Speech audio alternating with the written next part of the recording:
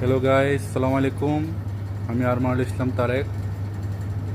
আজকে আপনাদের জন্য নিউ একটা ভিডিও নিয়ে আসছি আমার নতুন চ্যানেলে। আপনারা এই ভিডিও দেখার মাধ্যমে অনেক কিছু শিখবেন।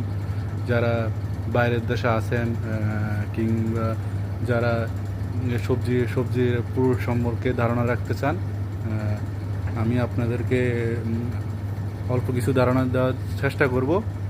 আপনারা আমার সাথে থাকুন। আমি এই শপের একজন দায়িত্ববান কর্মীর সাথে কথা বলবো, যে যিনি এই শপের সাথে দীর্ঘদিন যাবৎ আছে এবং ওনার এই সম্পর্কে ধারণা আছে কি কি করলে আপনারা দেশে এই দেশ বাইরে যায় আপনারা ফ্রুটের দোকানে কিভাবে সহজে চাকরি পাবেন, কিভাবে কি করলে। হ্যাঁ ইমন ভাই, আপনি বলেন। আসসালামু আলাইকুম। আশা করি হ্যাঁ ভাই বলেন। আসসালামু আলাইকুম। আশা করি সবাই ভালো আছেন। আসলেও আমরা প্রবাসী জানি যে বাইরের দেশে আসতে হলে সবাইকে কাজে এক্সপিরিয়েন্স নিয়ে আসতে হয়, না হলে নতুন যারা আসতে পারে তাদের অনেকে কাজ পায়, অনেকে কাজ পায় না। বিশেষ করে যারা সবজি দোকানে কাজ করতে চায় তাদের আরবি এগুলা সম্বন্ধে সব কিছু জানতে হয়। ঠিক আছে? হ্যাঁ ইমন ভাই, যে যারা নতুন আসবে, যারা ফ্রুট শপে কাজ করতে চায়, তাদের কি কি জানা থাকলে ভালো হয়? আপনি একটু আমাদেরকে সংক্ষিপ্ত আকারে বলেন আমাদের দর্শকের জন্য।